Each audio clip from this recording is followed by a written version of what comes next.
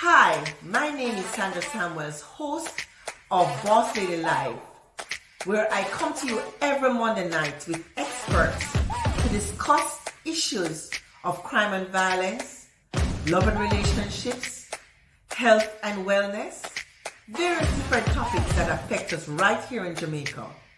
Please like and share and subscribe. Click on the notification bell to be advised when you're on. See you then.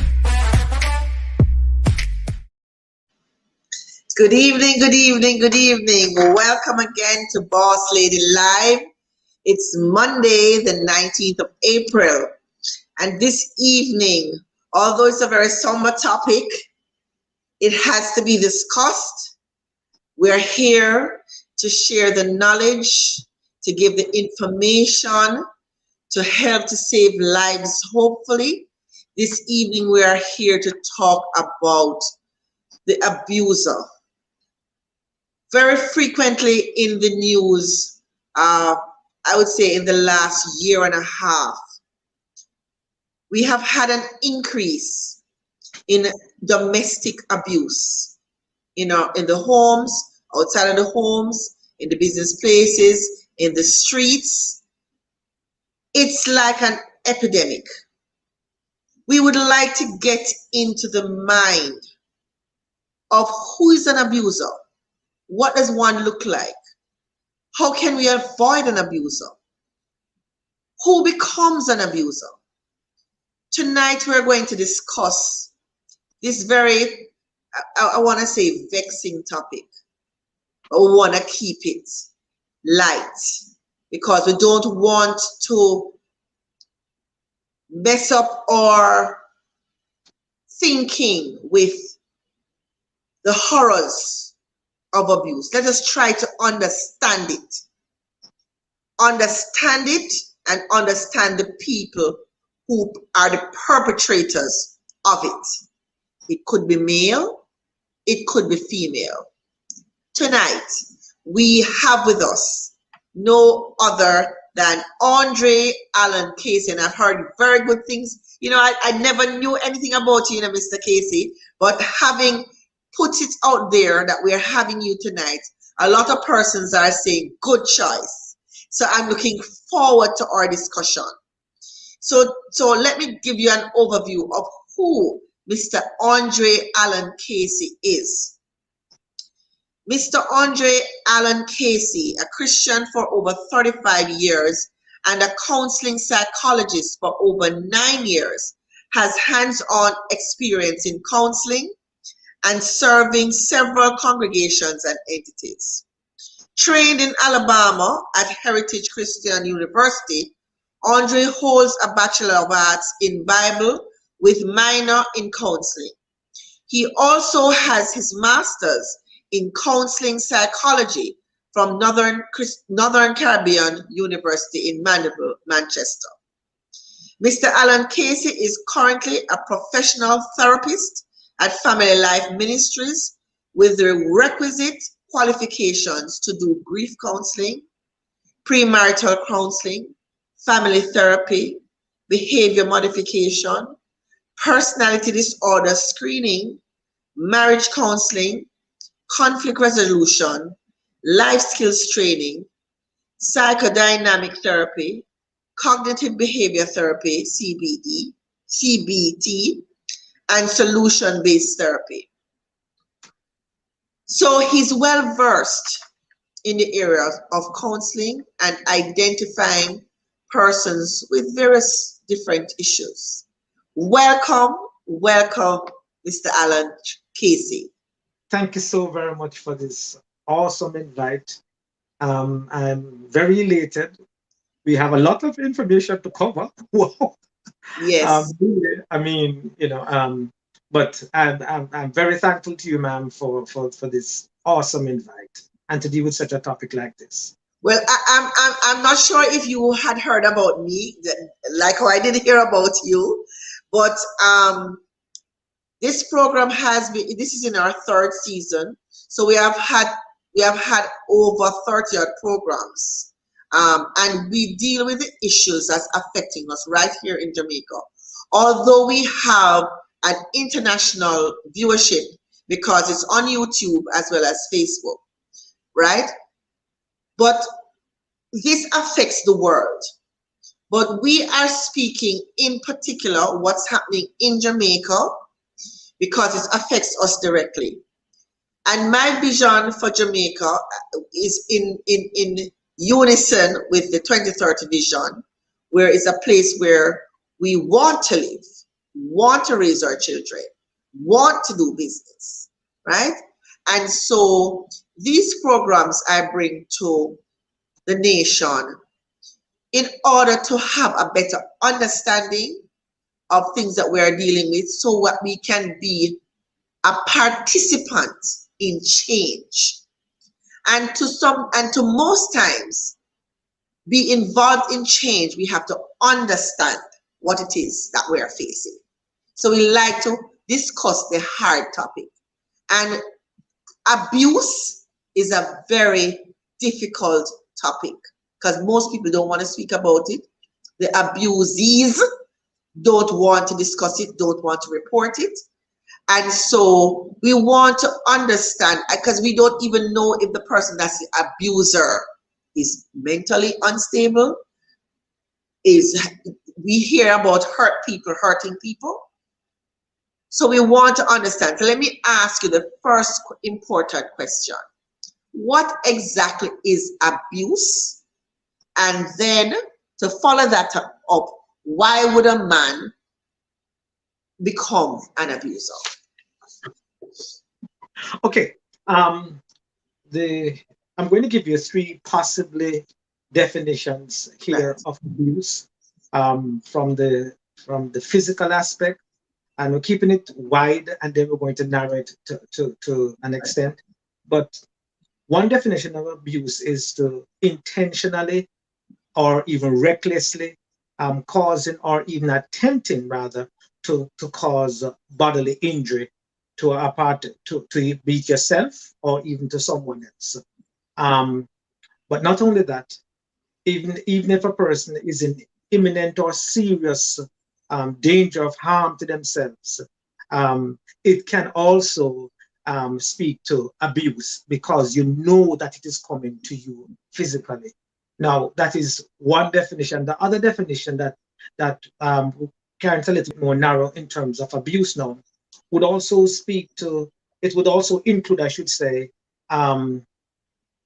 behaviors such as coercion, threats, threatenings, undermining a person, even if there is poor parent-child relationship, that is also inclusive of abuse, and we will see how that lends itself highly into what can even contribute to why a person becomes abusive, but also harassment and destruction of property. These things are inclusive in abuse. And then to get even in a more narrowed definition now, it is any kind of intimidation that promotes psychological havoc. So if you feel that you're at a place where, believe you me, you're undermined repeatedly, or you feel that, I'm going to use this word, but we will give a definition a little bit later, but even feel verbally or abused, or where you have domestic abuse, where you have physical abuse, some of the more psychological abuse.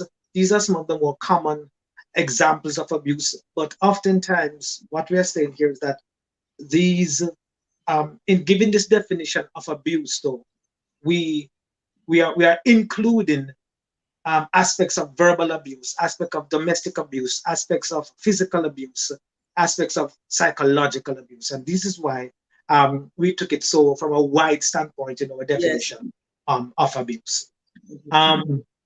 But the other question you asked me was, why would a man become an abuser? And I mean, this is not to say that we are not aware that women can be abusers, maybe not in the same large number as males, but why would someone become an abuser? Okay. And that is so careful to note there that abuse is not only, and this is why we gave that wide definition, because Yes. it could include um, male and female. And this is why we gave the wide definition of abuse there, Yes. because clearly it could include male and female.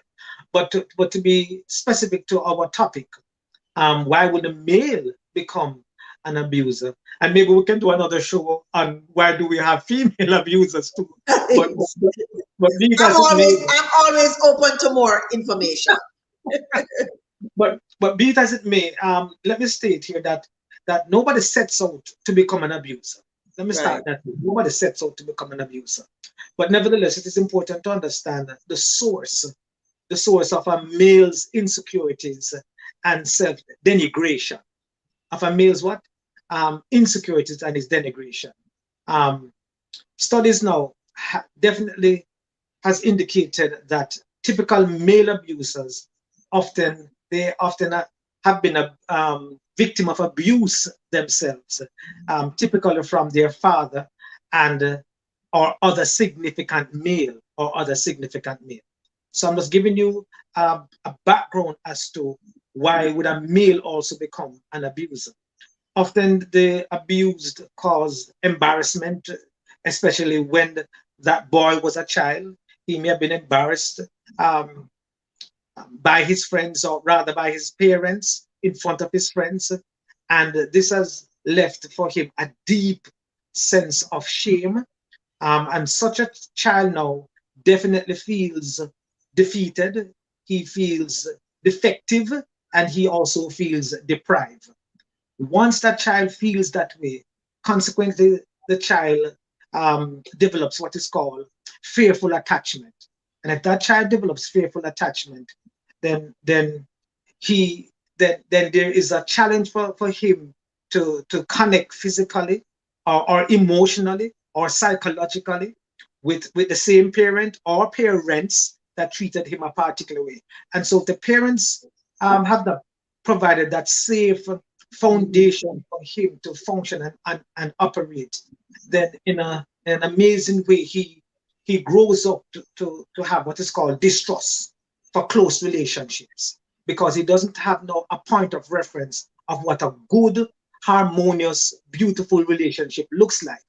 All he has is is distrust, feeling defeated, feeling depraved, and sometimes you find that he overreacts.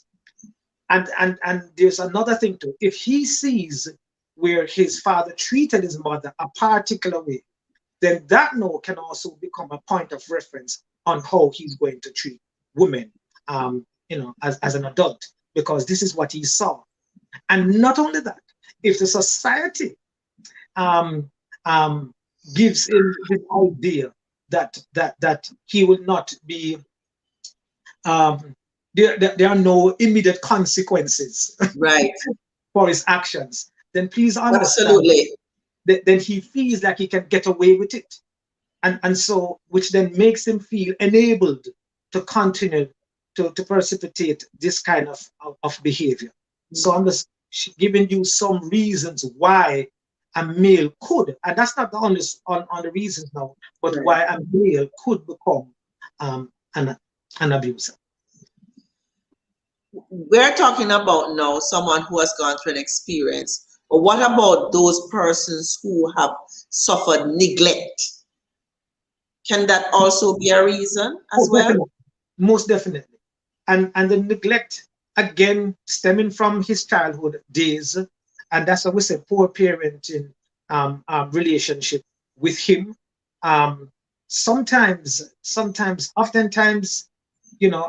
well, I don't want to get myself into problem here, but oftentimes, um, you find that if you don't have good relationships, model relationships as a child, then as you continue to mature and grow, especially when you reach in your teens, early teens and preteens, your peers become a whole lot more important to you than your parents. And once that happens, then that is where you feel a sense of security, and you do not want to now do anything that will disrupt that security. But please understand that you have children guiding children. Right. And so that also can contribute if you do not have the proper nurturing and example of what right and wrong looks like, then understand that you can become a bully. You can become a bully. And when you become a bully, and it starts from as young as 11 and pre-puberty stage in males too.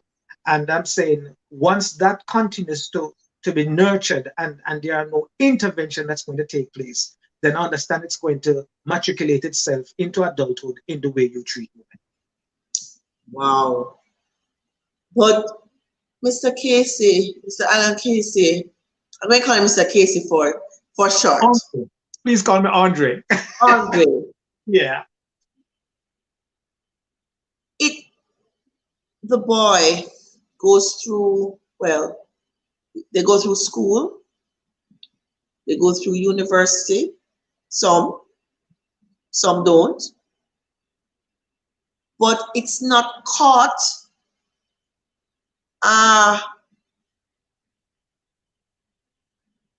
Is it that it's not caught, or is it that it's ignored? Because most times you see the abuse happening as an adult. This must have been festering in his childhood coming up, in his teenage years coming up. There must have been signs. What are some of these signs that a parent can say, you know, I think he needs counseling? Because I know we're very counseling averse as a people. We don't believe counseling. If counseling, you go to counselor, you're mad, right? People having a problem with counseling. I am not afraid to say I've done counseling. I've done psychologist. I've done counselor. I have done psychiatrist, because my ultimate goal is for an understanding of what is happening to me, and also end result of inner peace and happiness. And I know I don't know everything. So if I find that I have an issue, I always seek the help. But I don't know, I guess it's cultural, that you try and fix it yourself. But how can we identify what does an abuser look like? Okay. On the surface, let me start that way. On the surface, well, let me answer one part of your question and then answer this other part of the question. You had asked earlier, what are possibly some signs that even parents can look for? Well, once you find a child that is, there are some behaviors, and I'm going to call it antisocial behaviors, where the child doesn't listen to any type of authority, where the child beats upon his brother or beats upon his sister, where the child is not nurturing of the female, where the child feels like they want to fight off their mother, where the child feels like they can speak in any rude and derogatory way to the mother. And I keep on saying to the mother. Also, where sometimes parents put these undue pressures on children. They may say to the child, you're the man of the house now because I'm not going to be here. Take care of your mother. And what we don't recognize when we put that kind of authority on a 10-year-old, 11-year-old, 13-year-old, and that a 16-year-old, that you must take care of your mother. You know, we grew up hearing these things and think it is okay. But in truth and in fact, to an extent, it is saying, Mommy, you must listen to me because I am the man of the house. My father leave me in charge. So to an extent, if you're not careful, you take away the authority now from the mother and put it on the male. So there is an enabled mindset that sometimes as parents, sometimes a lot of times even as fathers, as males, we give too early these kind of responsibilities to our children. And so they grow up feeling like it's because I'm the man, then you must listen to me. Because if Whether I'm they're not, capable, yes or no. whether they're capable, yes or no. Yeah. So I'm just saying here, that is some of the some of the signs that we look for, but also some of the things that we have done as parents that contribute to why our children feel like they must be in charge, especially our males. So we're speaking in the context now of our males. But the other part of your question, though, that asks, what does a typical male abuser can look like? Um, let me share, if you don't mind, a little statistics here, Yes, man. especially Please. Please and do. especially now Because we want, Andre, we want the raw truth. We want what's happening. We want to know what is happening. We want to have the fullness of what we're dealing with. Yeah. In a Jamaica Observer article in 2020, it reported the United Nations. That's what I wanted to say. The United Nations did a study in 2019, I think it was, and it was reported that Jamaica has the second highest rate of femicides. And I'll tell you what femicides is. Femicides speaks to a homicide that is committed, where the victim is a female or a girl. That's what femicide is. And it is reported again that Jamaica has the second highest rate of femicide in the world, according to United Nations data. And this was in 2019, 2020. So we're talking something quite recent we're talking about, where this report was given or this data found about Jamaicans.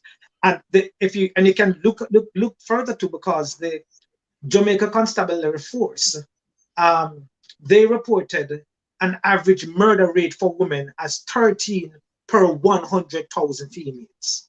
13 per 100,000 females.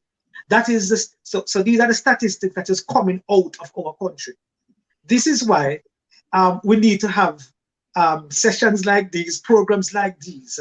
And so I am very happy to be a part of your program to talk about things like this, because what we do not recognize is that in the homes, especially into the homes, and when I reach there again, I want to talk about it, the different types of abuse and where these things happen, but I don't reach there so yet. Mm-hmm.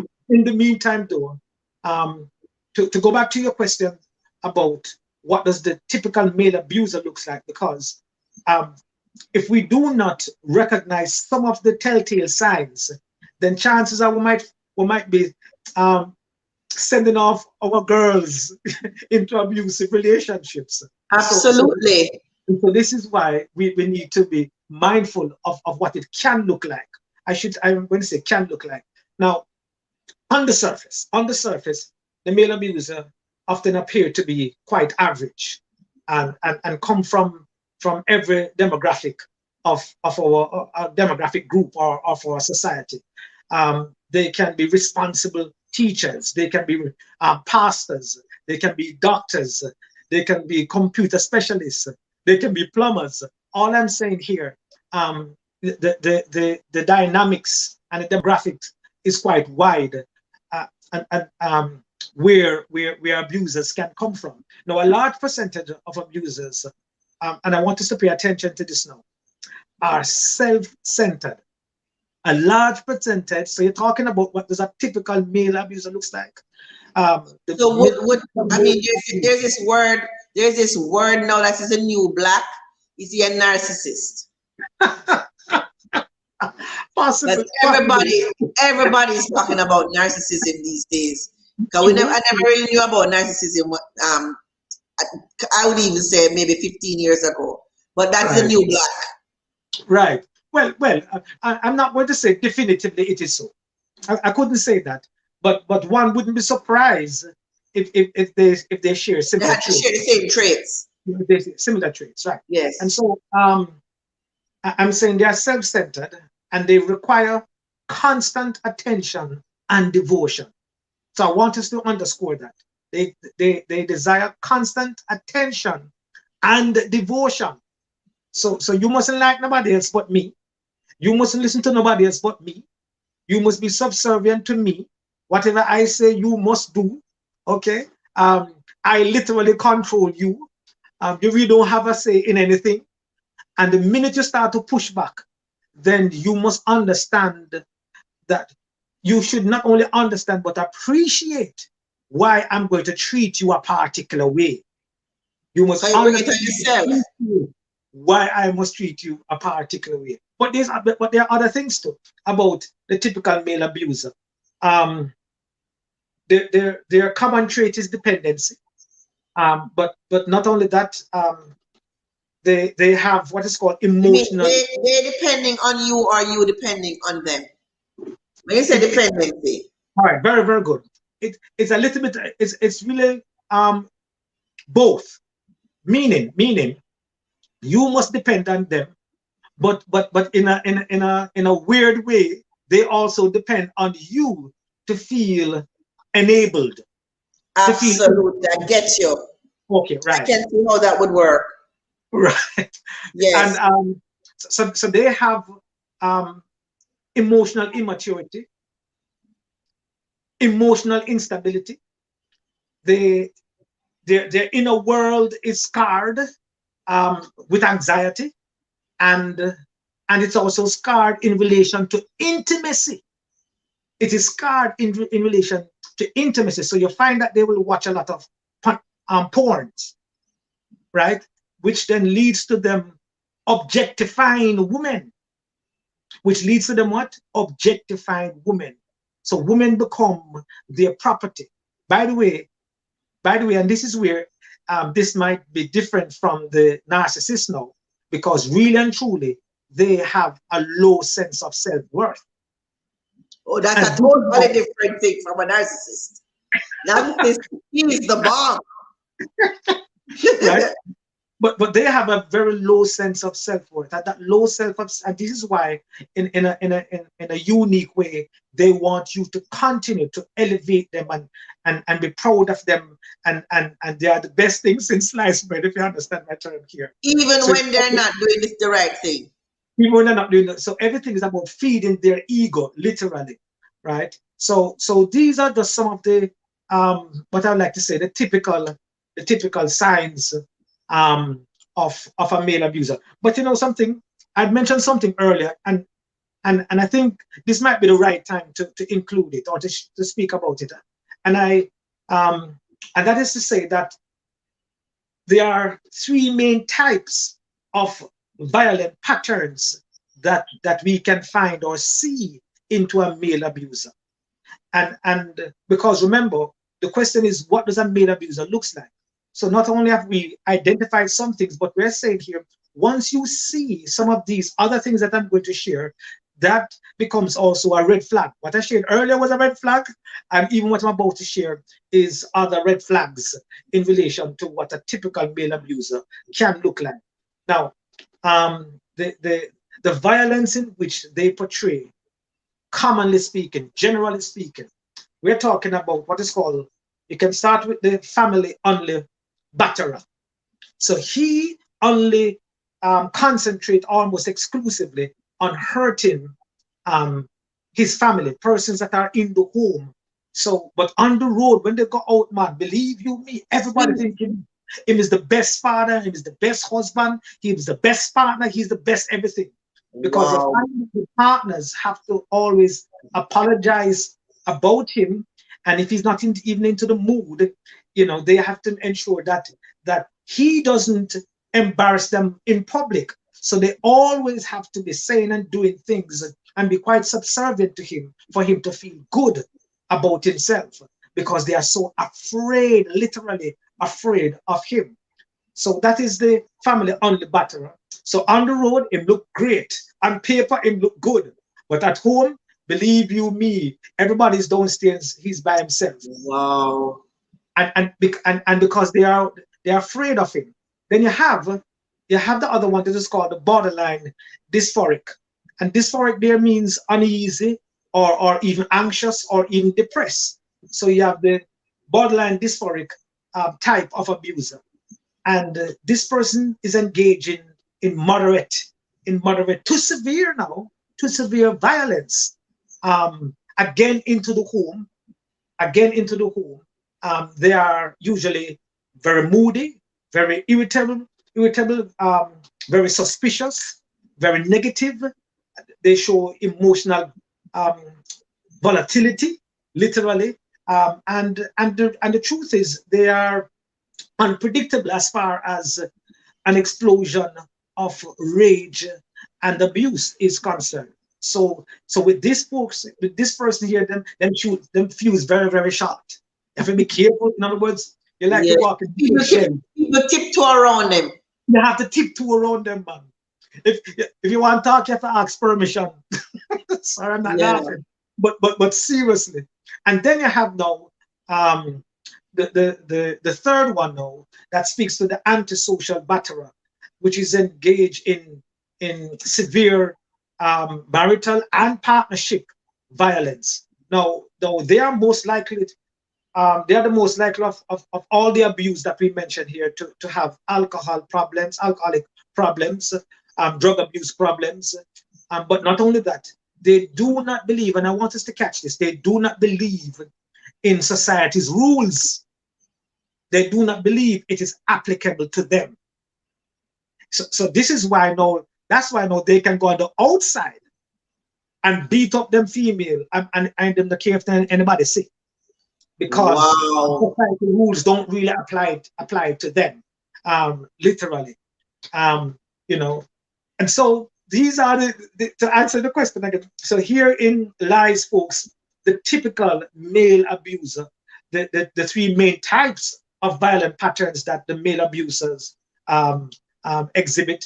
And also we mentioned that they are self-centered. We mentioned that they require constant attention and devotion. We mentioned that they have that they are anxious, that they have intimacy problems. That's the word I'm looking for. That they have intimacy problems and low self-worth. When you say intimacy problems, Andre, they don't know how to treat women. Give us an idea. I'm saying they don't know how to treat women.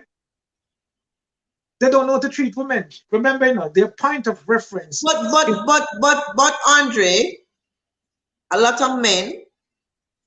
I want to put in a caveat, because you know sometimes when you speak about male issues, they tend to feel as if we are bashing. Folks, we are talking about abuse. We are talking about men who abuse. So for all intents and purposes, we're not talking about men in general. We are talking about a condition. So please take it in the context in which we are giving it. Yes, we are not male bashing. We want to get to the root of the problem. We want to be able to identify what we're dealing with. And we want to be able to have an open, frank, and honest discussion about what to do when this happens to me or someone we know. That's correct. Yes? So, yes, Andre, can continue now. I just want to get that, because persons sometimes tend to clap up or tune out because they don't want to hear the facts. And remember now, some of these patterns, all of them don't mean the same thing. They have different patterns for different things. Some people may have a 1 or 2, and isn't there a scale of severity as well, Andre? Is there a scale of severity? I would call it like maybe mild up to very explosive. Not hearing me? Not hearing me? look like he's hearing me. You're not hearing me? He's not hearing me. Oh, he's going to come back. Okay. Until Andre comes back, because I guess he's having a connection problem, but he'll soon be back. We want to, okay, so let me just say hi to my friends. Good night, Andrea. Good night, Carmen. Thanks for joining. Good night, Pat. Yes, it's a big red flag, control issue. But, you know, I guess you can have a combination of all the various traits, and it may mean something else. Hi, Tia. Thank you for joining. He's coming back. I'm just going to wait until he signs back in. Apparently, he's having connectivity problems. Yes, here he is. Oh, that. No, man, no problem, no problem. We press on. We press on. You know, every now and again, you have technical difficulties, but isn't that life, really? So let us not sweat it. Let's just keep it moving. So in your absence, I was just telling them that you can have one or more combination of each of these traits, but they may not all mean the same thing. So Pat was saying the control issue is a big red flag. So you can continue. Yes. Definitely, as far as control is concerned, because again, the male abuser has to control the outcome of any relationship. It is all about what they want of you and what they want from you, and understand that you really have little to no say into the matter. And again, if you push back, then understand that these are the consequences that will be meted out if you push back. That is what we need to understand about the male abuse. I don't know if you had asked. Welcome. Her, is it Hermone Baptiste? She's joining us. She's joining us from Grenada. Welcome to Boss Lady Live. Nice to have you. Andre, I want you to take us to, I want you to deal with one. If we see traits in our children, in our boy children, what can we do? That's one. Two, the next one is as teenagers and adolescents and then into adulthood, when we're dating, what are some of the no-fly zones, the red flags, that once we see these things, you need to give it some thought, investigate the matter, and not just brush it off as, I just saw him stay. That's his personality. Some of the things that we're ready to take seriously. Okay. Let me start with the children are concerned. I had mentioned earlier that some of the signs we can see in our children. So I don't want to go over those necessarily, but in relation to what we can do, we need to remind our parents that all of our children, especially our teenagers, because I say teenagers because it can become one of the most problematic stage into the adolescent phase and stage, can be very, very problematic. You find that a lot of teenagers struggle with their individuality. And so I'm saying these things to our parents now. They struggle with their individuality, they struggle with their independence, they struggle with their identity, they struggle with their individualism, and they struggle with their image. So these are the 5 different eyes in which a lot of our adolescents struggle with. And so parents, you ask, what can we do? First, you have to understand these eyes and the fact that they are struggling with these things. And if we do not navigate or understand the crisis that they are going through, then please, then what's going to happen is that they are going to be removed from us. In other words, they no longer have a desire to listen to what we have to say. And this is why now gangs and all their peers become their sounding new, board. their new support. Now that is one. So what can we do? First, so we are saying here we need to understand what they are struggling with, and and if you see certain kind of behavior, that's not the time to run or be so quick to punish or to be so hard and fast on maintaining rigid rules, so to speak. No, there is something that you don't want to hear this, but I'm going to say it. Be prepared to keep on bailing them out. Be prepared to keep on what? Bailing them out. Sometimes the reason why we put on these sometimes draconian rules, it is because we do not want to go through the hassle of bailing them out. It is But too much of isn't it a thin line between continuously bailing them out and becoming an enabler?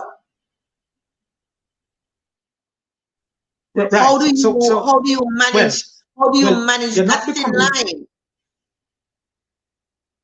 right. So what we're saying here, bailing them out now, by no means are you saying you're condoning the behavior. The bailing them out means that they must know that the support remains. In other words, I love Okay. you in spite of, I don't love you because So I think that's assurance. and that's what I mean by bailing them out. Right. So remember now that we're not saying we're removing consequences. That's not what we're saying. But Gotcha. we want to execute and exercise love and reward. Love and reward. They must be motivated to do the right thing rather than being afraid of the consequences. Because that's how, unfortunately, as parents, that's what we do. We use what is called the prefrontal cortex of our brain to do our parenting because it speaks largely of consequences, so to speak. And our young people, our children, use what is called the amygdala, which speaks to primarily about how they feel about something. So, and by the way, do you know at what age you use less amygdala and more of the prefrontal cortex of the brain? At No? age 25. At age 25. But At that time you done farm already, Andre. I'm pregnant and I pick me and I and all of those things. And this Yeah. and this is why you see, and this is why our experts that say the age limit of this should be 16 and all of those things. This is why it makes absolute no sense to me. It makes up to make consequential decisions. You need the prefrontal cortex of your brain to make consequential decisions. To make what? Consequential decisions. And here it is that how many times have you seen your 21-year-old and 23-year-old behaving like a 16-year-old? You know, literally. Sometimes I have to say to them, say, grow up now. But that's the Yes. point. So sometimes we force them to grow up. Sometimes we force them to grow up. Sometimes, you know, and when they grow up to and out of our control now, they want to treat them like children too. Like children. So I guess I'm kind of saying here that the love that our children must feel secured in our love, irrespective of their outcome. They must feel secured in our love and know that, listen, our parents, though don't agree with a particular behavior, our parents are prepared to love us in spite of. I can give you one example and again move on to your other question. I hope I remember it.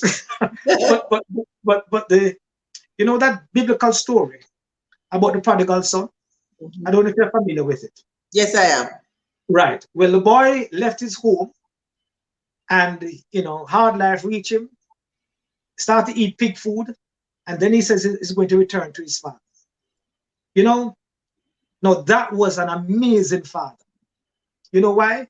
Because the son, although did wrong, recognized I could come back to daddy. But how was I going to come back to daddy? I was going to come back to daddy as a servant. I'm not coming back to daddy taking back my rightful place. I'm coming back to daddy as a servant. What is my point? My point is, although he did wrong, he recognized that daddy still loved him. But not only that, he also recognized that there are consequences for his behavior. So this is why he did not come and want to reestablish his position as a son.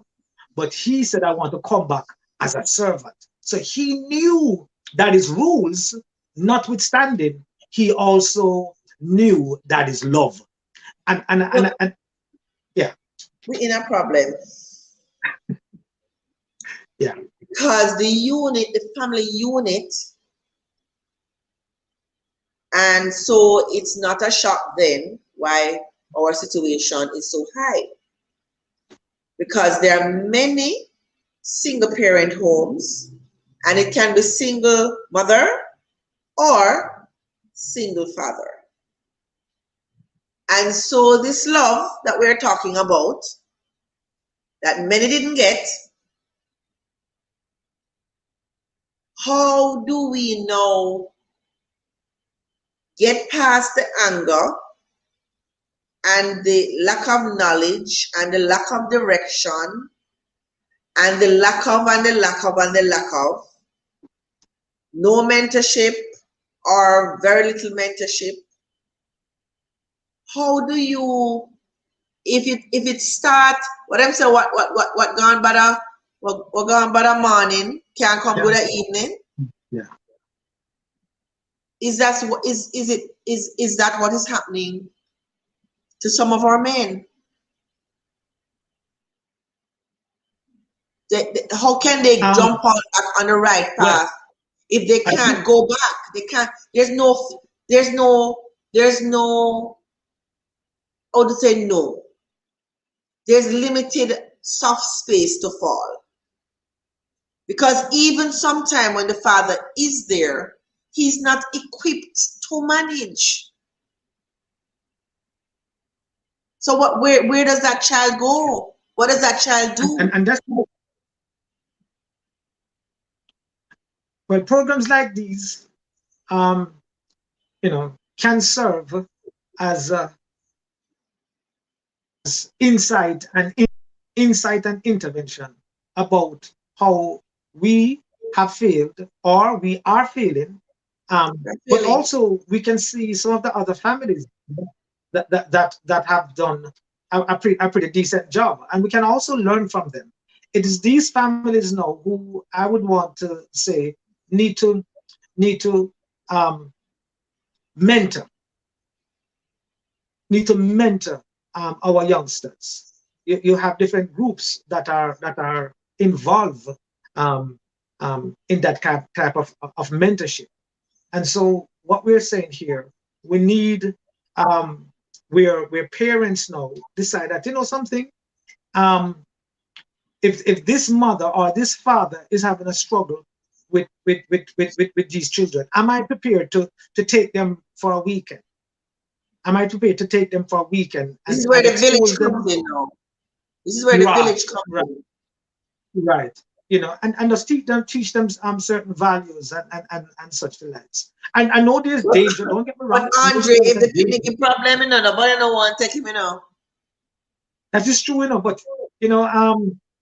but if you don't take them, look at what you're going to be breeding.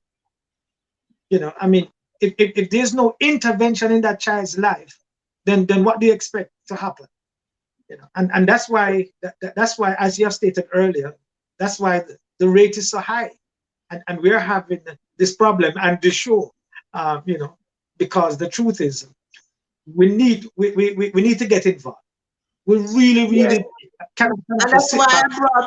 I brought up the children, because we need to understand that before these abusers became men, they were children, they were boys, they Yeah. were adolescents. Yes. So that's what we need to address, you know. What Canute says, so take the parents for a weekend and teach them how to intervene. That is also a possibility Excellent. to have That's right. parental workshops. That's right. So when a child gives trouble consistently, for example, it can be caught in the schools, in the school system, Yeah. that those parents should be called in and have some level of intervention. But then I don't know, I know you have guidance counselors at schools, but I don't know if they are equipped for that level of intervention. Yeah. I'm not sure. Well, what I would say is that they are limited. So they might be Right. equipped, but they are limited because the truth be told, I mean, first and foremost, you probably need 10 guidance counselors in a school. Right. I'm serious. But instead you have one, maybe two. And so you see their hands are off the, you know, I mean, they don't have enough hands to do to carry the amount of responsibilities that is laid at their feet. Because it's not just attending to the children's needs. Sometimes when we hear guidance counselors, we might believe it's only to look after the children. No, no, no. Their responsibility spans the children. Yeah. It has a lot to do with administrative aspects And this is just really the tip of the iceberg, because if now a child who is in a situation that is being abused by a parent or a uncle or a auntie or whatever, go to school and failing grades and all the different things that come with that. If it's not caught, then it's only escalated. yes, indeed. And again, the guidance counselor, that child might not even decide to share those problems or those issues because remember they are going to return to the same toxic environment. Absolutely. And you're gonna tell the teacher upon me, now I'm killing with lick, if you understand what I'm saying. So you have to understand that they too have their own dilemma as to where do they find That those safe resources space and the support where they will not be penalized for should they talking. talk their reality or share their reality. Oh boy. So now we come to it. So you know, go through all of that unattended, and then now you get into manhood. And then Yeah. you start a relationship, you start dating. What are some of the red flags? Right. Well, so first and foremost, not valuing who you are, you know, as a person, as a woman. Um, you know, the you know, the way she is spoken to, not interested into her own interest for that matter. Um, not showing any kind of empathy where she is concerned. Um, not listening to her ideas or her feelings. Uh, uh, I'm going to use this word, gaslighting her. Right. Yes. And, Yes. and, and, I learned that word gaslighting, and it was a very interesting concept. right, I mean, right, it's you know, but you don't know what it is. right. Okay, well, Yeah. it's basically denying somebody, your partner's reality. For those who don't know, Andre, just let them have an idea of what gaslighting is. Okay. So basically, it is denying your partner's feelings and reality. You're making your partner feel like them don't have the sense or they're stupid because of a fact that they know, and a feeling, and an authentic feeling and verified feeling. So when you go to the gaslighter will say things to you like, it's just the imagination. Right. So Uh, sometimes you have to find proof. So for example, the person sent you a text and then we said to you, me never said so. So now anytime you see where now you have to go for the proof to show them, say, see it here, I saw you say. That's right. the only, and even then, that's not what it mean. Right. No, And you will no, not start to doubt yourself. right. And if you walk away doubting yourself, even with the evidence there, I'm saying you have been gaslighted. Right. You have been. Absolutely. So, And I'm sure it happens on a daily basis to many women. Oh yes. But what we do, or what I would say based on my personal experience, you just say to yourself, in Liza, or in Liza. Because you look at it as just lying. You're not looking at it deeper. You're just saying just lie for no reason, just lie. You know? Right. Well, the thing is to say, if you believe it was a lie, then chances are you were not gaslighted. I am saying the characteristics of being gaslighted is the fact that you start to doubt your reality. So it's not. So if, yeah, but the thing is, we call it something else because you can't believe. It's like you're in denial. It's almost like you can't believe him really think that I would believe what he's saying. Right. But remember, no. So, but it is still a difference, because remember, the objective of the gaslighter is is not only to put doubt in your mind, but for you to agree. I see what you're saying. Yeah. But it's for you to say, all right, then maybe I was stupid. Maybe I didn't say properly. Maybe my evidence wasn't there. Maybe. So once you start to believe differently, then I'm saying you have been gaslighted. As against now, the person who said you're a liar. No, but I was taking it from the perspective though that because we don't know that we're being you're saying that if you're a gaslighter, you know you're but if you don't know about the concept of gaslighting, yeah, you can still be gaslighted. You are still thinking that he's trying to get one over on you. Then put it that way.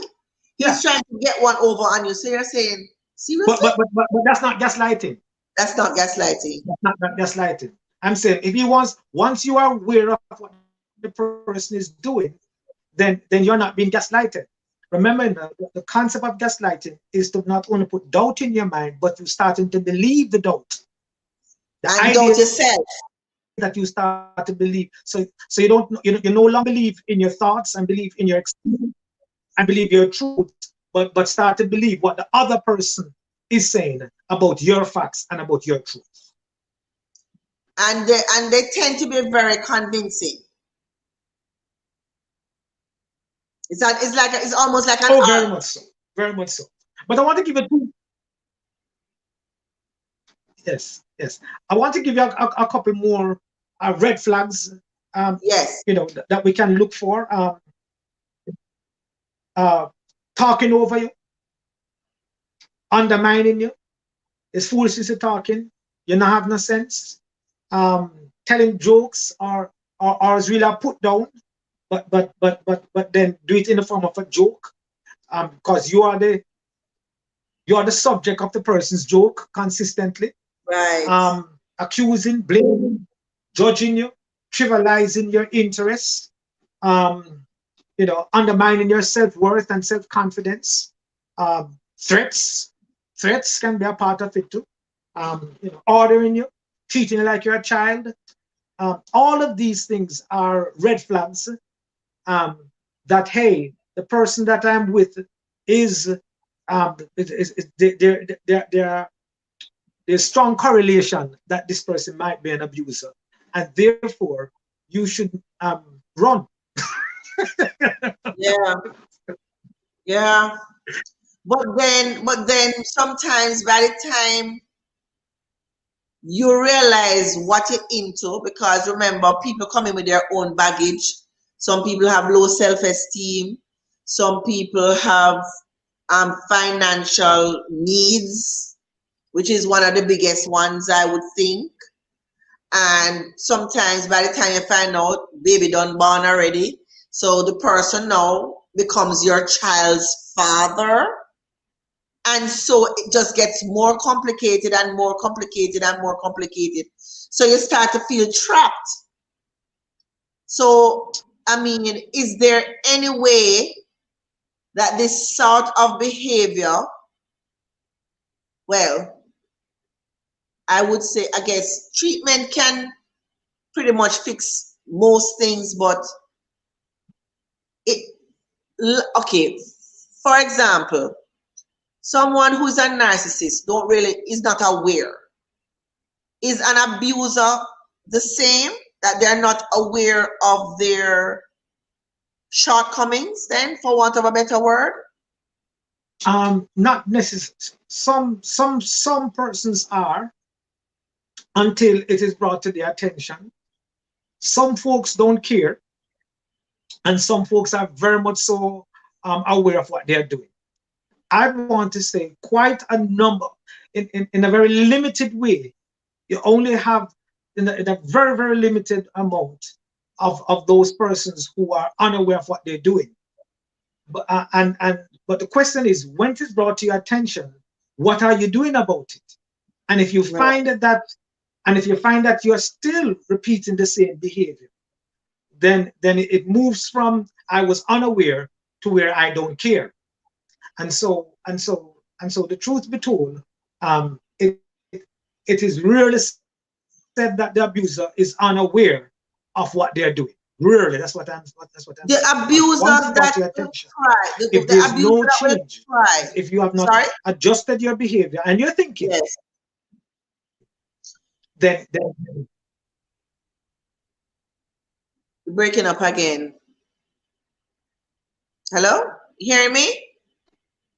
yeah, I can Okay. go again. Say again. No, as about this, I didn't hear the last part. Repeat the last thing you said. I was saying that the abuser, if the abuser says it is very, very low, where the abuser is unaware that he or she is being abusive. I am saying here now that um, that the abuser moves to the point of I don't care if if if he has been brought to the knowledge of his behavior and is doing nothing about it. If there's no adjustment where his behavior and thinking is concerned, then he goes to then he still falls into the realm of I don't care. Right. And so if it is the case that you don't care, then you need help. You have those abusers that will just don't beat you, but then they cry. They seem sincere about their apology. They promise never to do it again, but end up doing it over and over and repeat the same pattern. Cry, sorry, won't happen again, please don't leave me. Is that a con? Is it sincere, but they just really can't manage? What is happening there? Okay. What is the scenario there? Okay, good question. That falls under, I'm going to answer the question, but again, back up to answer the question. Okay. I do believe that women need to understand their part that they play in being abused, the part that they play in being abused. And we're walking on thin ice right here. But there are some women that believe that their role in the relationship is to refine the man. There are some women who believe that their role is to chisel away, the edges of the man and try to mold him in who they believe he should be. Upgrade him. So as a result of that, you see, even when he continues to push back, they are like, they're going to put up with the abuse from him, because he is saying, I feel emasculated because you want me to be this person that I'm saying I don't want to be. And so sometimes they make themselves susceptible to being abusive because they have their own agenda. That's one. Number two, right. There are some women who are not able to verbalize the way they want to be treated by a man. It could be their own personality profiles as a result of that. So they don't talk much. They're very quiet. They take a lot of things, words, statements, verbal abuse from their partners. They heard this how father treated mommy, and how mommy just went through the same way and put up with the verbal abuse and believe that it is their new norm, or their no norm about what good treatment must look like or don't look like. They might have been, they may have heard, listen, it's because I love you why I hit you, and now associate physical abuse with love, to the extent that even listen to how sometimes we're disciplining our children. It's because I love you why I have to punish you. And the kind of punishment we're talking about is corporal punishment, literally. And to the extent where our children grow up believing that it is a measurement of love. And so they administer the same kind of abuse on persons that they say they love. So I'm giving you the trend now. But not only that, if you grow up in homes where you feel unvalued and ignored and criticized, then sometimes you develop what is called a greater tolerance for unacceptable behavior. Absolutely. So somebody might say, then I can get vexed over just because, can you hear me? You broke up a little bit. I heard just because. Okay, so. Yes. Right. So somebody might say, just because you get look, or just because the person insults you, then that you get vexed over. And so you see, their feelings are undermined, and they are criticized to process or even to feel their feelings, literally. So as a result of that, now they have grown tough, and they put up with and tolerate ugly treatment.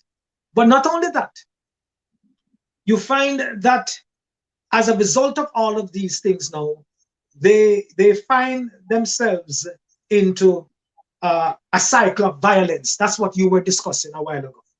Right.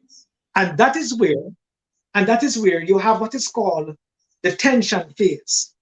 And the tension phase says, that's where you are very controlling in your relationship. You have irritable behaviors,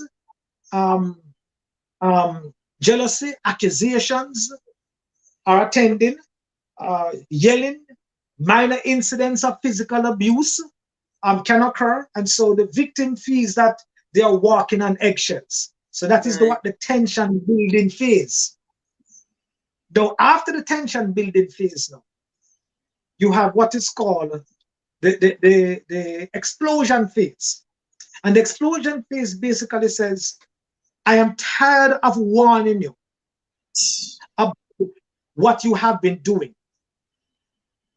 I spoke to you about it over and over. So right now, if I am going to start cussing out, I'm going to start calling names. I'm going to undermine you. I'm going to treat you a particular way. I'm going to even hit you. And not only that, I might even kill you. I might even kill you. You might lose your life as a result of this. That is the explosion phase. Now, if I don't hurt you too badly, when I say hurt you, if I hurt you where there's bruise and cuts and swellings, then after I recognize that I have subdued you, then I might start to feel sorry for you, which is called the honeymoon phase. And the honeymoon phase now says, you see, it's because of you when I do them something here now. And I just want you to know, so I love you, know. A matter of fact, you tell you what, see my credit card. Go and go buy whatever you want to buy. Let me treat you to a hotel.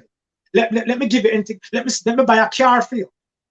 All of your needs that you were looking for and wanted now. Let me lavish some funds and good treatment on you. And while I'm doing that now, guess what is happening to you? You are, as far as you're concerned, now you feel badly about what you did. Because it must love this person love me, because look at how they are now treating me. Look at what they are now giving to me. To the extent we even start to walk up and down and say, look at what my partner gave me, look at my husband, and you start to feel good. But you start to feel good until now. Happen again. But it's going to happen again because you start to feel too good. As the saying goes, this is not an appropriate saying, but when we're growing up and whenever boys, start to get out of hand, them say, in in Guana to my mom. In Guana to my mom. Okay, was the same thing.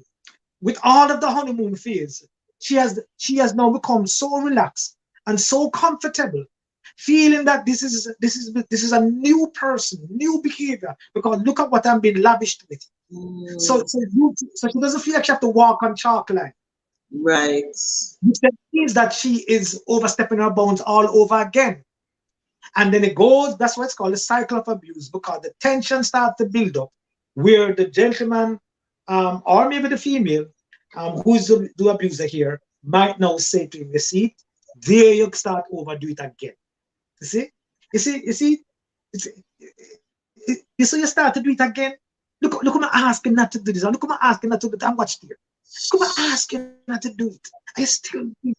So he's warning her because of something that is about to come. And not only has he warned her, if she persists, then he's going to explode.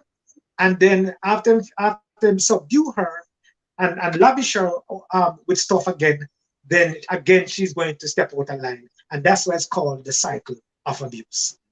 So that's what happens in our relationship. And so we're saying, if you don't recognize that cycle that you find yourself into, then understand that the abuse will continue. Okay, so let's just touch a very touchy topic, because some people are married to these people, and there are some churches that don't believe in divorce. They believe in talking it out. They believe in counseling, and the counseling will somehow fix it. But this person is, for all intents and purposes, a damaged individual.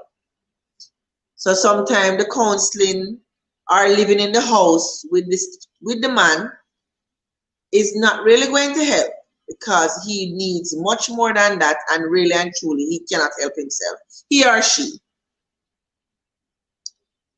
How I would like to call those people sanctified and suffering, because they feel trapped because they are Christians, or believe, whether they call themselves Christians or are heavily into the church. It's a challenge. They don't want to go against what the church says in terms of the divorce not being an option. And at the same time, they are suffering under the whip of either the male or female. The female may not be a beater, but does other things equal to the abuse. What do you say to that? Okay.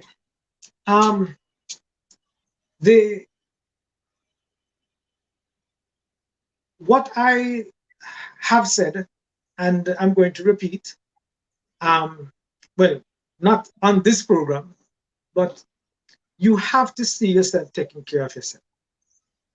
You have to see yourself taking care of yourself. Taking care of yourself emotionally, taking care of yourself spiritually, and taking care of yourself physically. Your ESP. It is every individual's responsibility to take care of their ESP, to take care of themselves emotionally, spiritually, and physically. Andre Allen Casey. But seriously, it is very, very critical. And if you don't see it as your responsibility to do so, then in truth and in fact, you are now going to allow other agents or agencies to make that decision for you.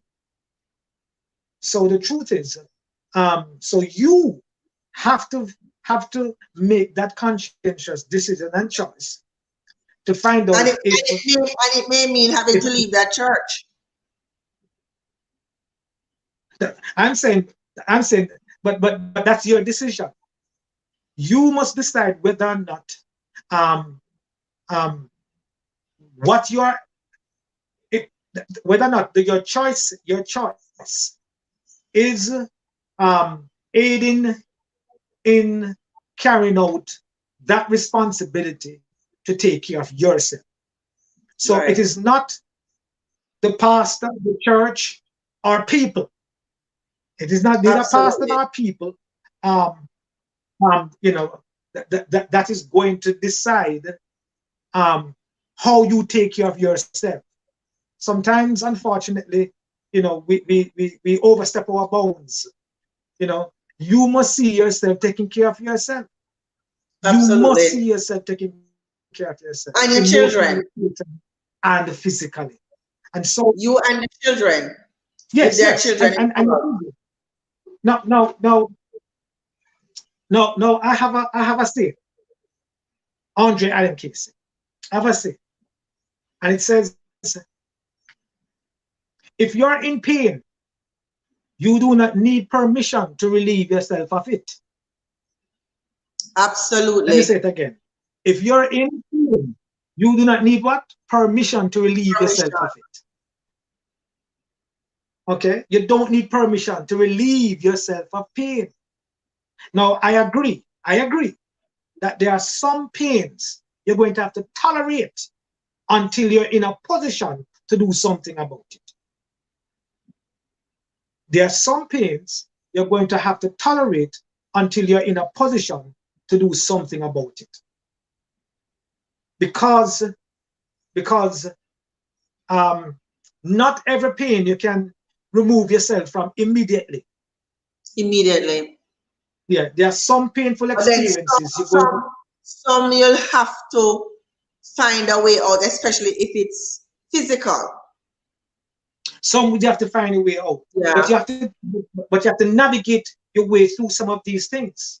You know, there's a saying that says that we have in Jamaica here. We say, if you find your head in a lion mouth, take time, pull it out. Take time, draw it out. Take time, draw it out. And so the idea here is that there are some instances where you have to navigate your way, literally have to navigate your way in what you do, when you do it, and how you do it, so as to secure yourself, so as to continue to nurture you and those who are under your care to be nurtured. right? So that's what Absolutely. I would say. That's what I would say. I would just say, listen, just but I cannot sit here and tell you, um, you must do this and you must do that and you must, because I do not know your reality. Your situation. And I every know your situation is situation, different. very much so. I want to ask you another very important question that I've always had.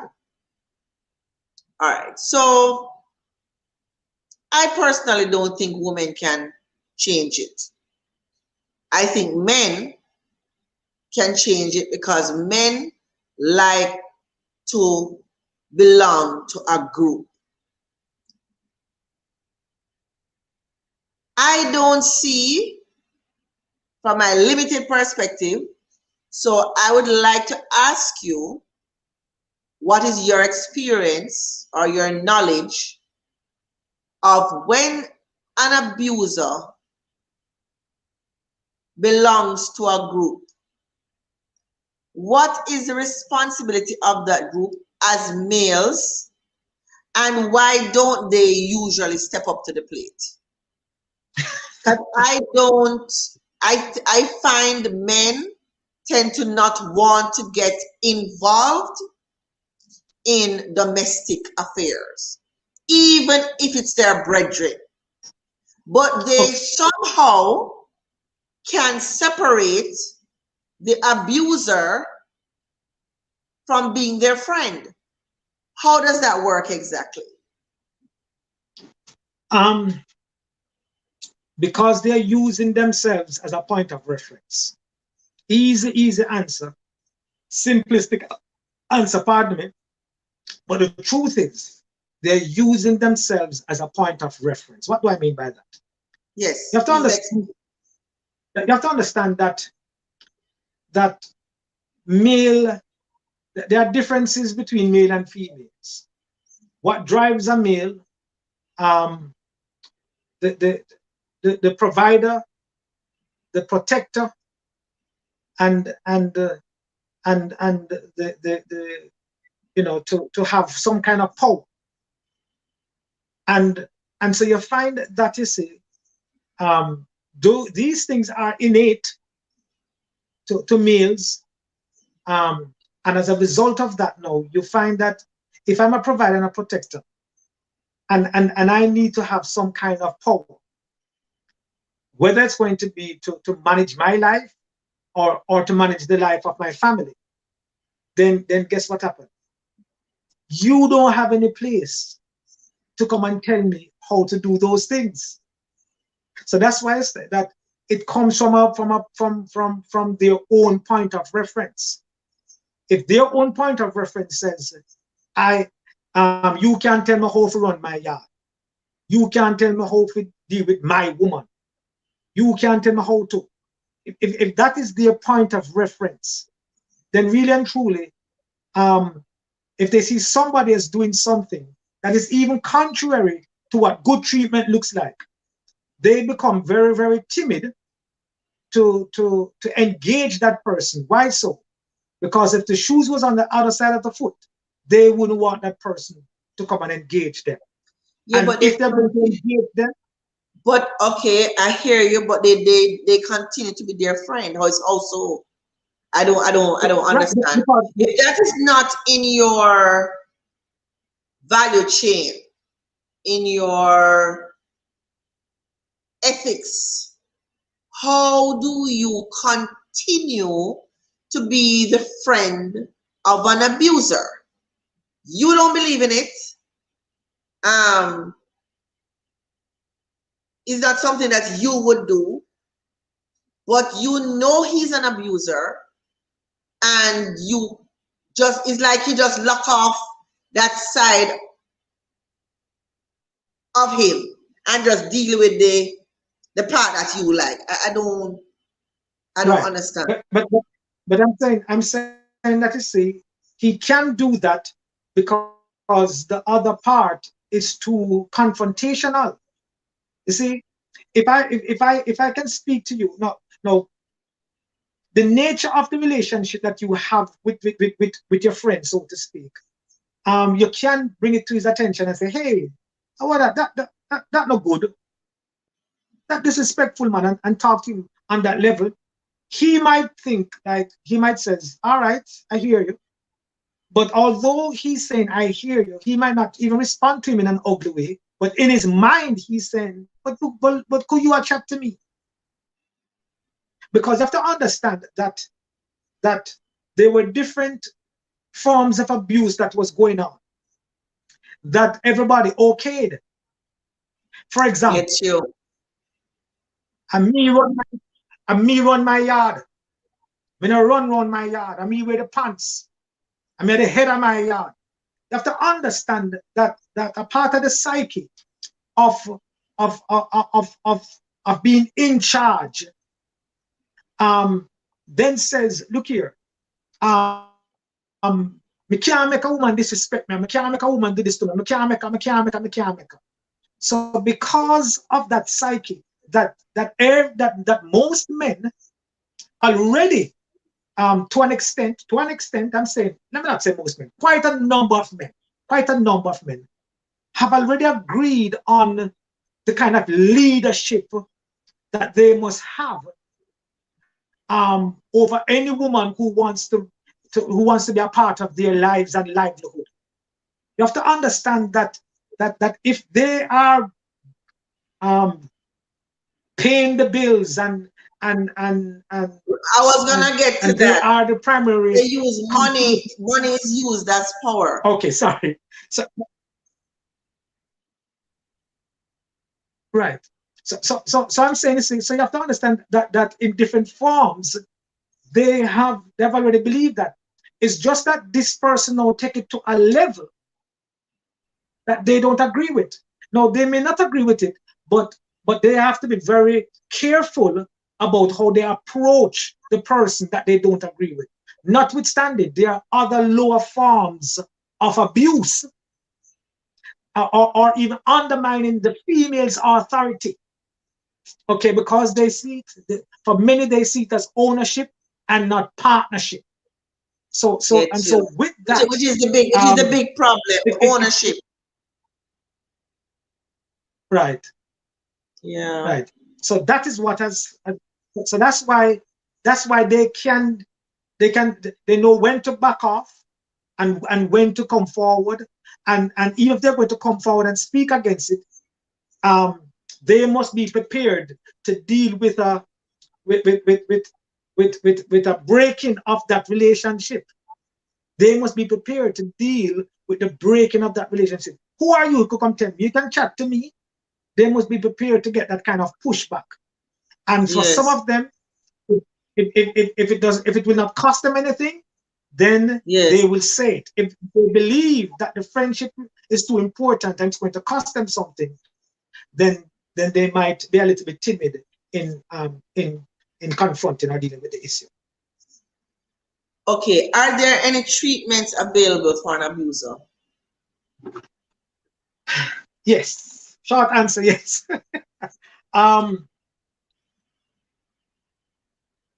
What we're saying here are they usually willing though to get the treatment? No. The treatment only comes up. Oftentimes, the treatment comes because the consequences are too severe. Oftentimes, the treatment comes because the consequences are too severe. They would have they're going to lose their entire family, or they're going to go to jail, or whatever. Right. It's usually the last resort. And because they cannot afford to deal with the consequences, they're going to lose their place also in society. Who wants to be here known as in beat him wife? He doesn't want that out there, if you understand what I'm saying. Because already to society, he has on that mask that says he is a nice and upstanding person. He doesn't want that. So if somebody says, you know something, never tell everybody how you treat me, then all of a sudden you might find that he is going to conform because he cannot afford to deal with those consequences. Which leads me to ask you. I forgot to ask you earlier because many times I could have segued. The more you speak is the more I'm convinced that my theory is right. They have a particular type that they choose. I was saying to when we were discussing the program earlier at office, I was saying to a customer of mine, they wouldn't choose me. I chat too much. I chat too much. I have too much friend. I am not one to go gently in the wind.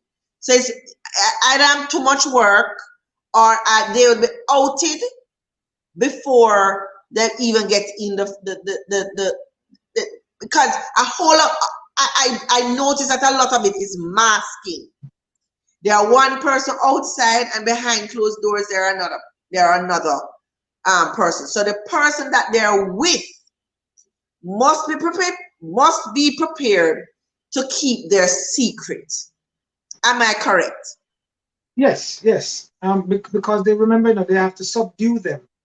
No, so the woman that is very outspoken, and I'm going to say, I'm not going to.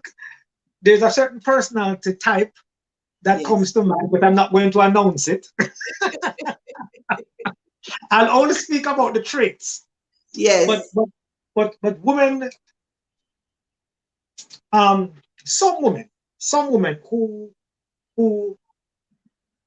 as soon as you make the first mistake, if while you're dating, the person raise them hand, to say I'm going to hit you, and that woman says, you must thank your lucky stars that never come down. Right? Or that woman who says, I beg your pardon? Did you just shout at me a while ago? Did you just raise your voice at me? Did you just call me that name? Did you just undermine me? Listen, hey, I couldn't care whether or not how much money you give me or what you doing to me or for me. You see, my dignity is more important to me than you are to me. So guess what? So that would not be a relationship that an abuser would be in. That's exactly right. Because right, I'm saying here, because that trait, that kind of thinking that says, listen, not only I'm a go-getter, but I believe in my self worth. I understand my values profile. I understand what I am made of.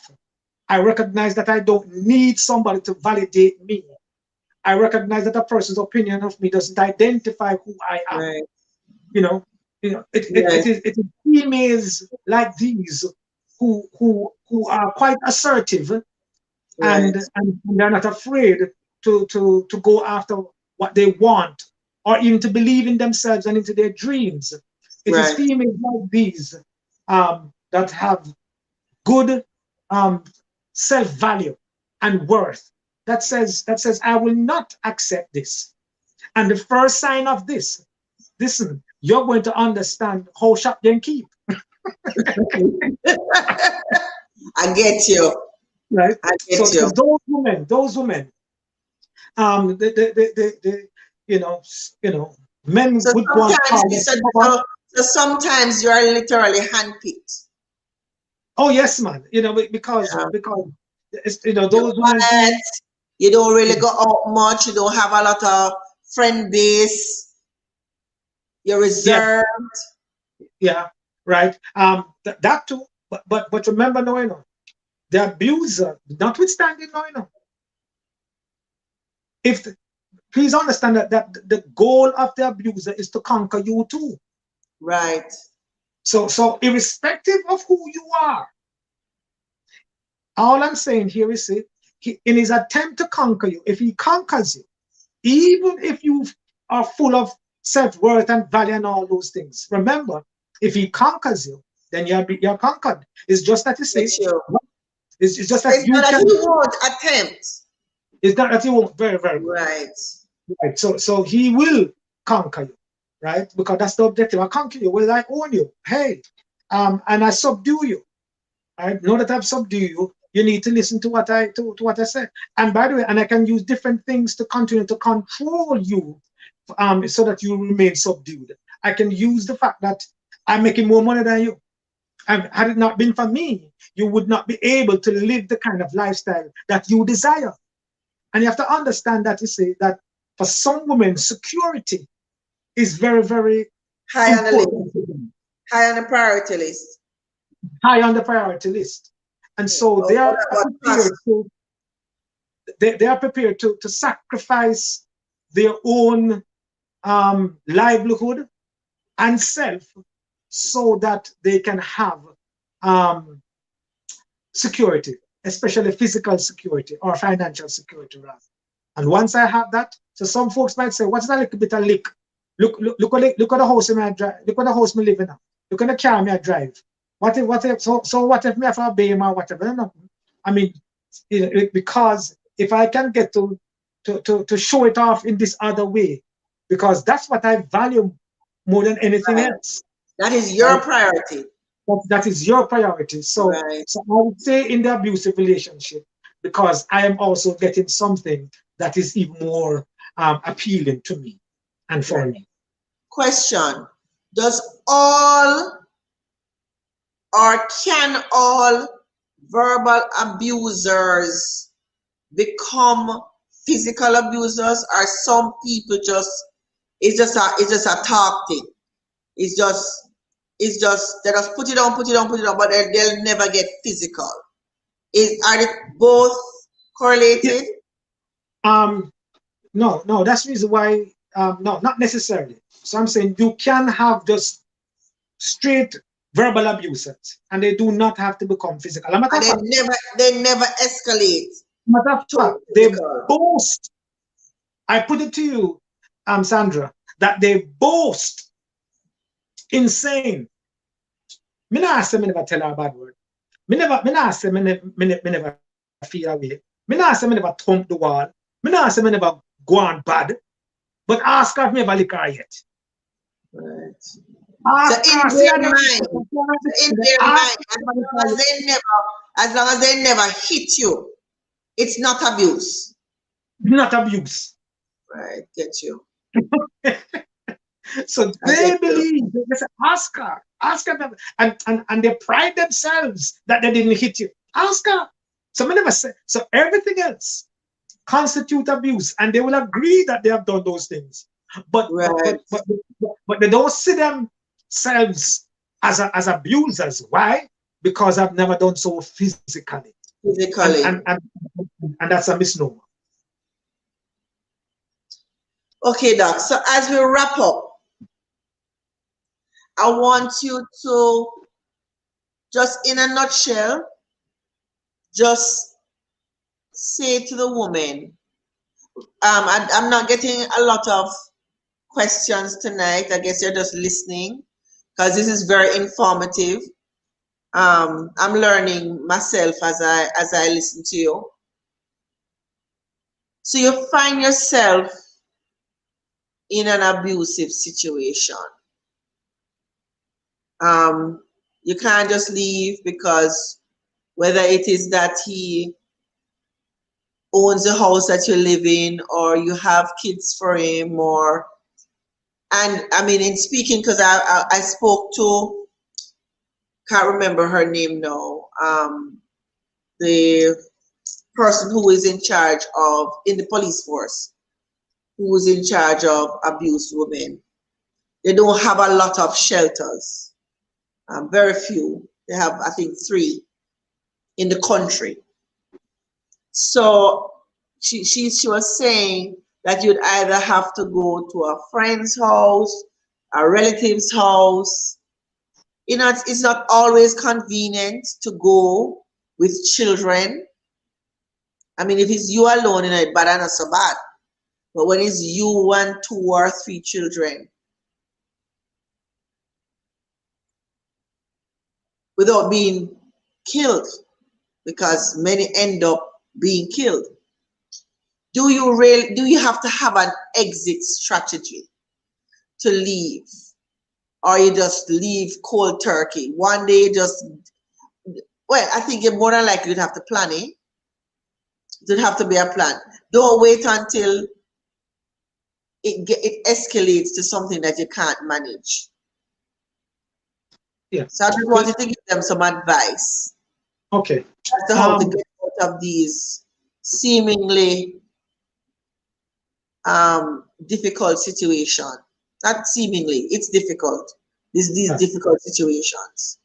Well, one of the first things they're going to have to find different persons that they can confide in. That's the first thing. To talk about what are the challenges that they are having into the home. To talk about the fears that they're also having into the home. To talk about their experiences that they're having into the home. And why? So that you can identify the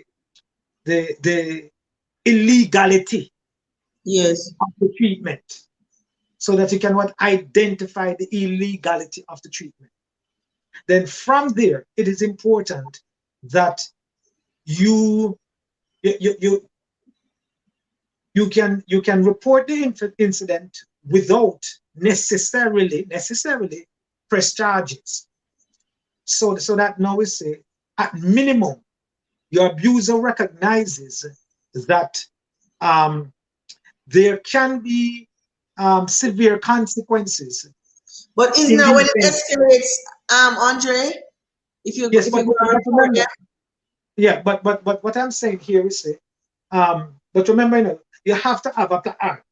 Let me give a scenario. Let me give you a scenario, and then I'll go back there. For example, what am I saying here? The person who is in jail, two persons got convicted, and they got 10 years in jail. The person who has planned to get out after 10 years is in a better position than the person, rather, who plans to get out after 5 years is in a better position than the person who plans to spend 10 years. Now, both of them got 10 years, but one person have a plan of action that after 5 years, I'm going to escape. So and I guess my point is, if you do not have an escape plan, you're going to stay and suffer. And not only suffer, your separation, what you don't want to do is to where it reaches a place or a plateau where you feel that I have to do something. I have to break the law to escape. Right. I have to do something. Never set up man to kill him.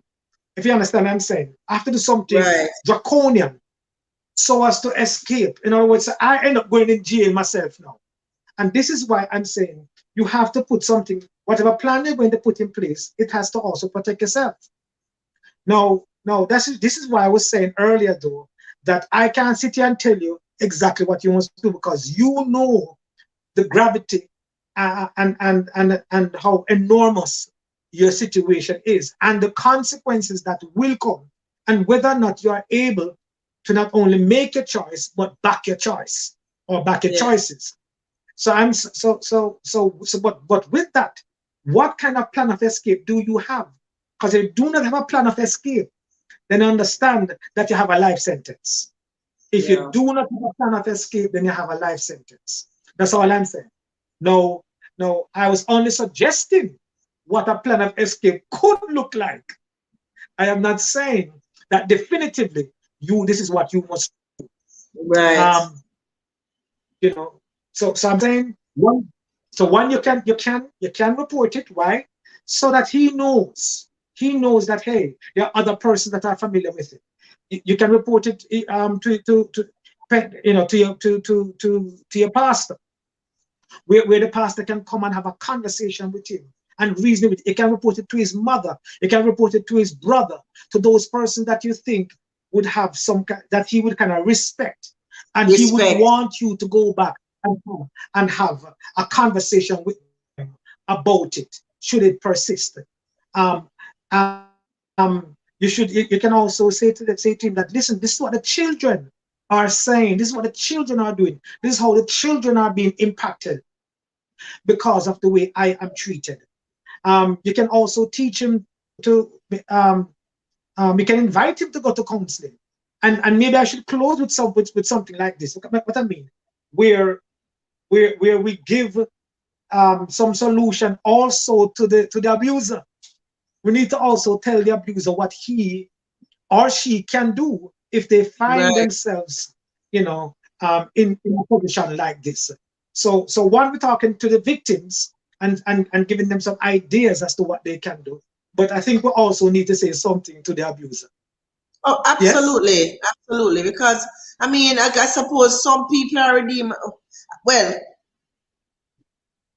God would want to say all people are redeemable, but the truth is, if you don't try to help yourself, and some of these people don't try to help themselves, so it will never change. And so the person who is being abused will have to take themselves out of the situation, and hopefully that person eventually will get sick and tired enough of whatever the situation is and want more for themselves to make a change. But ultimately, I like what you Yeah. said. I like what you said earlier about taking responsibility for yourself and your words. If you have children or people who you are responsible for, you have to, if not for yourself, you have to make a decision for your kids, because staying together for the children don't make sense, because you have people who will kill you, kill a bit of them, and then kill themselves. So you just have to be alert. What I'm getting from this conversation, you have to be alert, you have to be aware, you have to look out for the signs, you have to be proactive. They can be, I know they can be very charming at times, but look out for the signs.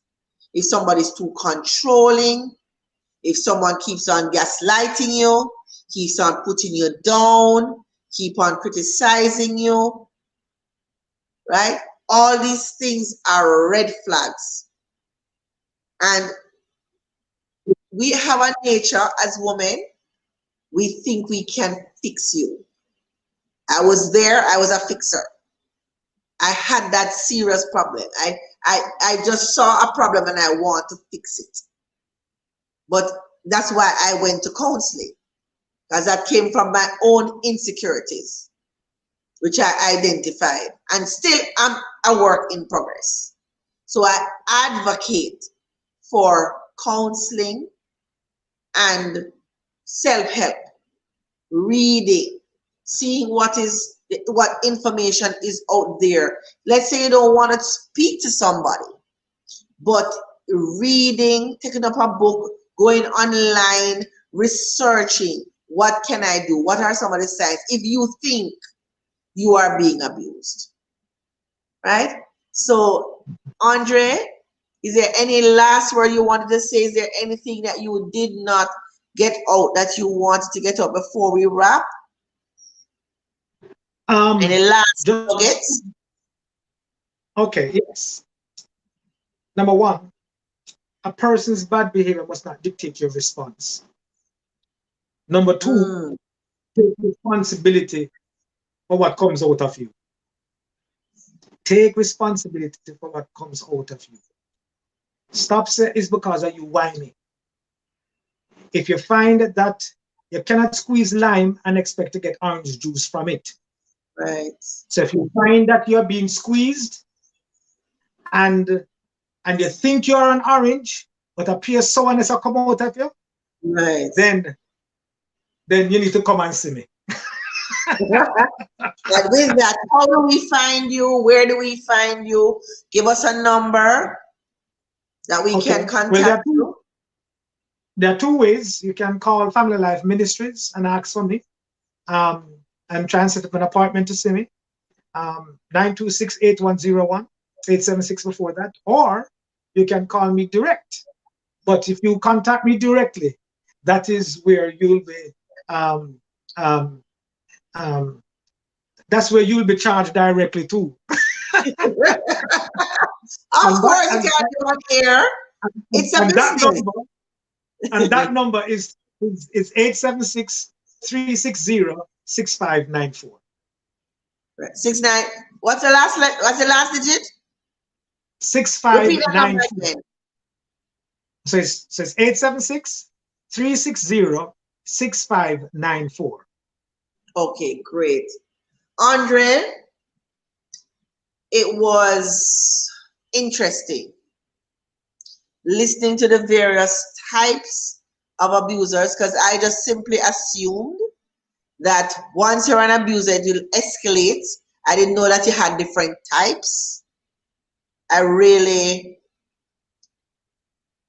got a lot of information tonight, and I just really want to thank you, one, for agreeing to come and speak with us, and two, just for disseminating the wealth of information that you did. Folks, friends, family, my Facebook family, my YouTube family, if you are going through something, even if it's not to the stage where it has become violent, if you think that you are being abused, if you think your spouse is a potential abuser, pay attention, get out quickly. Get out quickly, because the deeper you get is the worse it becomes. Especially if you are an enabler, it only stokes the fire. True. It only stokes the fire. That's what I've gotten from this conversation. The more they realize that they can get away with a lot, they just push the envelope a little further. So I'm asking you, take care of yourself, be safe in this period of lockdown. If you guys can't manage each other space in each other's space, do something about it before something happens. I thank you again for joining us tonight, Boss Lady Live. Next week we have Mikey Bennett and Dr. Dennis Howard, and we'll be talking about, is dancehall music an influencer when it comes to crime and violence, or even abuse? So we want to have that conversation next week with the experts.